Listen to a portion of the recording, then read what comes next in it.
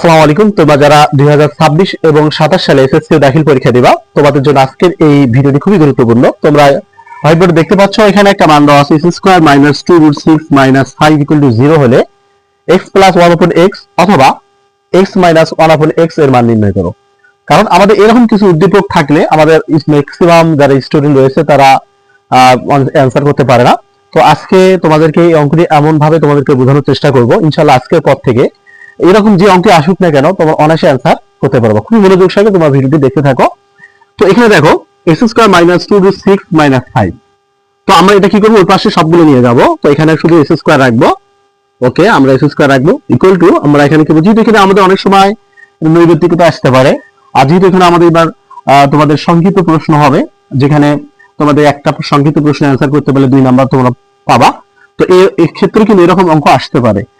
তো এখানে তোমরা ফার্স্টে যদি কাজ করে -5 টা উপরে কি করবে, +5 হয়ে যাবে। ওকে, -2√6 উপরে +2√6 হয়ে যাবে।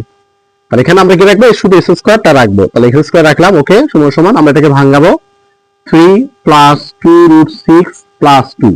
আমরা 5 কে ভাঙালাম কি দিয়ে, 3 আর 2 দিয়ে।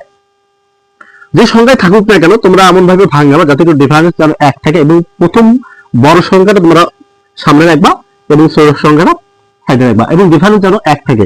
আর এটার গুণনফল যেন এই যে মাঝখানে যেটা আছে এটার সঙ্গে মিলে যায়, কারণ এখানে 3 × 6 মিলে গেছে। ঠিক আছে, তো এটা অবশ্যই তোমাদের খেয়াল রাখতে হবে। তো x² ইকুয়াল টু, আমরা এটাকে a বানাবো, এটাকে b বানাবো। তাহলে এখানে √3 দিয়ে তারপর স্কয়ার দিতে হবে। ওকে, না হলে তোমাদের এটাকে 3 × 9 হয়ে যাবে, বেশি হয়ে যাবে। তাহলে স্কয়ার প্লাস সূত্রে 2, a হচ্ছে √3, b হচ্ছে √2, তাহলে 3 × 6 প্লাস এই যে b²। ওকে, রুটার স্কয়ার ক্যান্সেল হয়ে 2 হয়ে যাবে, আবার যে গুণনগুলো আবার আগের মতো হয়ে যাবে। তাহলে এখানে আমরা লিখতে পারি s² ইকুয়াল টু, এটা a এটা হচ্ছে b, তাহলে এখানে a প্লাস b, আমরা এখানে হোল স্কয়ার দিতে পারি।